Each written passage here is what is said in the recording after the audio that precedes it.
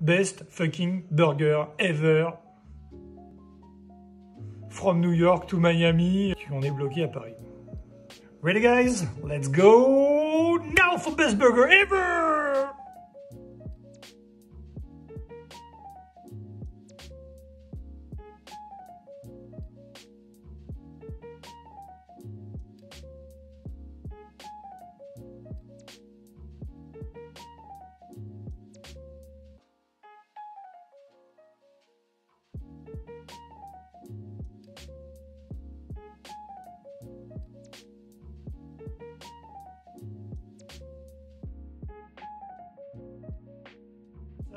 Quatre éléments, le buns, le patties, la sauce et les frites. Voilà, si vous maîtrisez ça, vous aurez les meilleurs burgers du monde.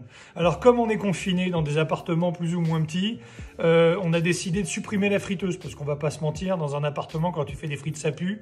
Donc on fera des frites au four. Les buns, on va les faire maison. Parce que sinon c'est de la triche et puis il est hors de question qu'on aille enrichir des industriels qui vous mettent un tas de cochonneries dans des pains qui se conservent plus qu'une boîte de conserve. Clac, ça c'est fait. Patties, il n'y a pas de miracle, hein. On va aller chez le boucher ou on va commander chez le copain d'à côté qui va nous préparer ça. Et la sauce, pareil, adieu ketchup et mayo industriel, on fera ça maison avec ce qui traîne dans les placards, voilà.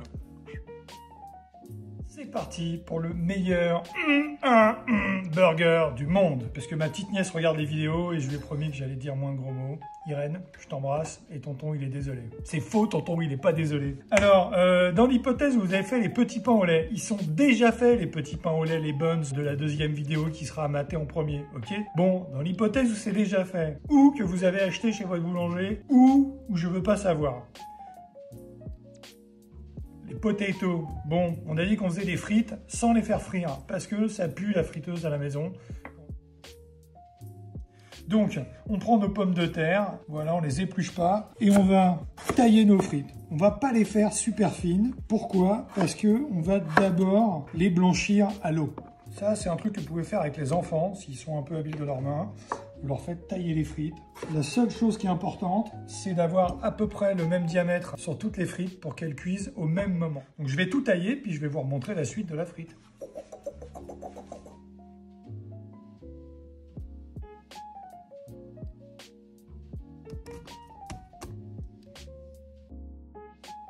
Pour les pommes de terre, on les avait pas lavées avant. Voilà, si elles sont évidemment pleines de terre, on évite de faire ça. Si c'est des pommes de terre nouvelles comme dans ce cas-là, on va les laisser sous l'eau froide jusqu'à ce que l'eau qui s'en dégage soit claire.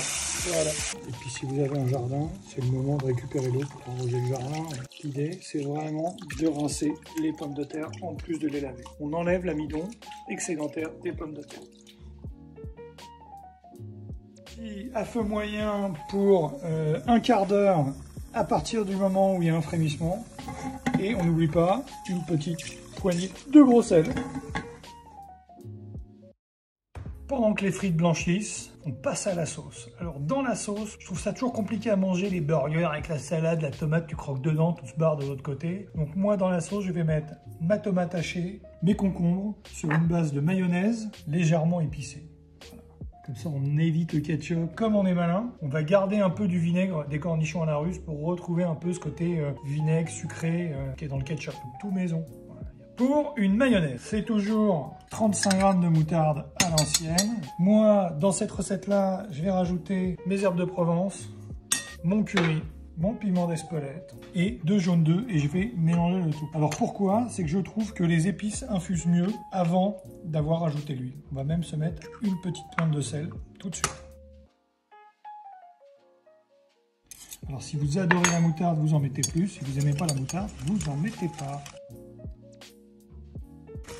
Ça va être notre base de mayonnaise. Alors pour réussir une mayonnaise, je dis toujours, il faut que tous les ingrédients soient à la même température. Donc, principalement les œufs, la moutarde et l'huile. Et on va rajouter 350 g d'huile pour bien serrer notre sauce. Voilà. C'est pas des substances illicites, c'est que du sel les gars, je suis désolé. Voilà. C'est important de bien mélanger. Je vais même rajouter, je vais prendre une petite cuillère du vinaigre, des cornichons. Alors le vinaigre, ça a deux réactions, un peu comme le jus de citron, ça a tendance à blanchir la mayonnaise. Mais vu la quantité d'épices qu'on lui a mis, à mon avis, c'est pas ça qui va nous embêter. Et on va prendre notre huile. C'est parti. Là, on a mis toute notre huile. Voilà. Et on voit bien que la mayonnaise, elle est serrée. Voilà. Ça, c'est une mayonnaise. La mayonnaise, c'est béton. Ça tient. Et ça va nous permettre de rajouter notre tomate hachée, nos concombres, et on ajustera le goût et la texture avec le reste de vinaigre. Donc là, c'est parti. Excusez-moi, je vous ai fait une Hélène d'Arrose. Je ne fais pas la différence entre un cornichon et un concombre. C'était un cornichon, les gars. Les concombres à la russe,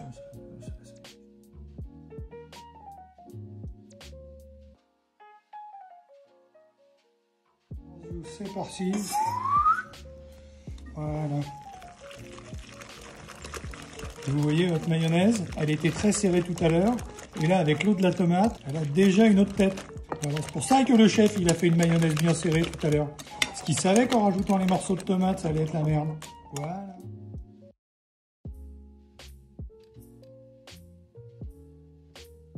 Une brunoise de cornichons. Voilà, des cubes de 2 à 3 mm. Après, plus gros, ça peut être plus comme ça. Voilà, pour qu'il y ait à la fois du croquant et en même temps du fondant, du croquant. Non, je déconne. C'est juste pour qu'on sente les petits morceaux à la dégustation. Donc petit, mais pas trop. Pour ceux qui n'aiment pas du tout les cornichons, vous rajoutez une cuillère à soupe de vinaigre dans votre vinaigrette. Parce qu'il faut quand même équilibrer.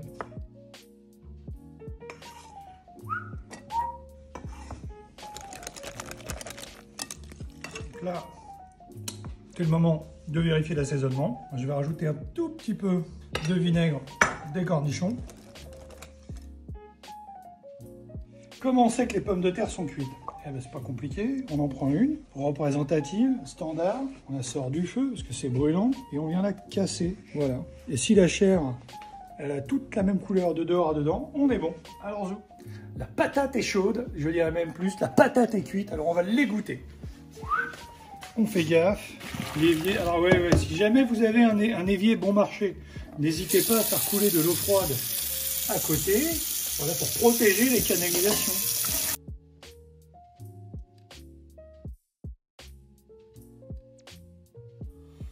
On est généreux sur l'huile, ça déborde pas non plus. Alors, un petit peu de fleur de sel. Si comme moi, vous aviez vu qu'il y avait une double épaisseur de frites, eh ben, pas de souci, vous prenez une deuxième plaque. Voilà, un petit peu d'huile sur le dessus. Et au four, 30 minutes à 180 degrés. Les patties. Moi, je suis pas américain, je sais pas, mais grosso modo, comment on va préparer la viande. L'étape 1. La plus importante, vous allez chez le boucher et vous lui demandez du paleron haché. Voilà, la viande hachée, c'est le jour même, il faut aller l'acheter le matin même. Et du paleron, voilà, pourquoi? Parce que c'est un morceau qui est un peu gras. Et comme ça va être un burger bien cuit à l'américaine, si vous prenez de la viande hachée normale, va manquer de goût. Ça, on va faire des cuissons bien cuits. Donc au drame, au désespoir, oui, moi aussi je préfère la viande saignante. C'est pas la discussion du jour. Dans ce type de burger-là, la viande, elle est bien cuite parce que c'est un plat américain. On ajoute notre fleur de sel, alors 15-20 grammes au kilo, donc là on a 1,3 kg, 1,4 kg. Ça va nous éviter de la saler après, moi j'aime bien.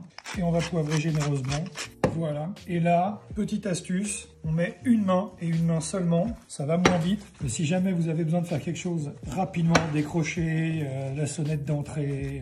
Et donc là, l'idée c'est vraiment d'aller transformer cette viande hachée qui était légère en une pâte vraiment homogène et qui se tient, comme si on allait faire une terrine ou une farce. Si vous voulez rajouter votre mélange barbecue, nani nana, c'est parfait, mais c'est cette étape-là qui va permettre de cuire la viande. C'est bon, au bout de 2-3 minutes, on arrive à avoir quelque chose de consistant. Voilà, ça se tient, ça sent bon la viande, il n'y a pas de jus. Donc, on a fait 6 petits pains burger. Donc, on va faire 12 petites boulettes. Voilà, et ça en 3. Voilà. Alors, à quoi ça sert de faire des boules? Ben, on s'assure de chasser l'air de l'intérieur et d'avoir une viande bien compacte. Ça va avoir deux avantages. Au moment de l'aplatir, ça ne va pas craquer. Et en plus, moins il y a de contact à l'air, moins votre viande s'oxyde. On a fini de bouler, de padocher, de faire des boulettes de viande. Voilà, très peu d'assaisonnement. Au frais, on passe au fromage. Pour le fromage, on va chez le fromager et on lui demande 150 g de cheddar. Nous, c'est du cheddar blanc irlandais et un petit bout de gouda. Voilà. C'est vraiment, les goûts et les couleurs, ça se discute pas, mais moi, c'est vraiment mon mix préféré. Et on va se faire des copeaux à l'épluche légumes. Voilà, le fromage. On n'en mange pas souvent, mais on en mange du bon. On a fini de râper tout le fromage. Voilà. Ça, c'est un des secrets. Zoom. 1, 2.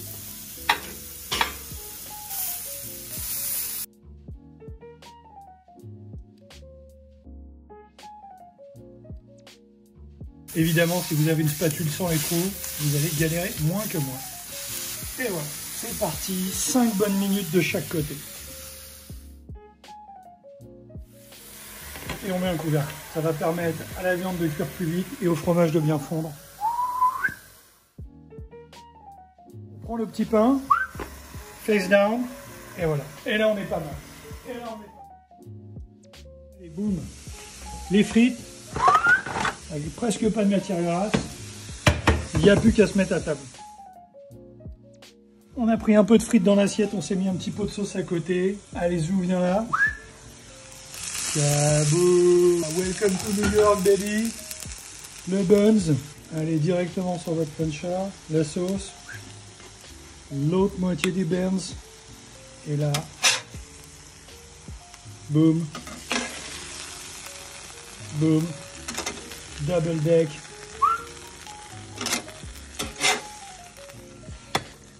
Boom.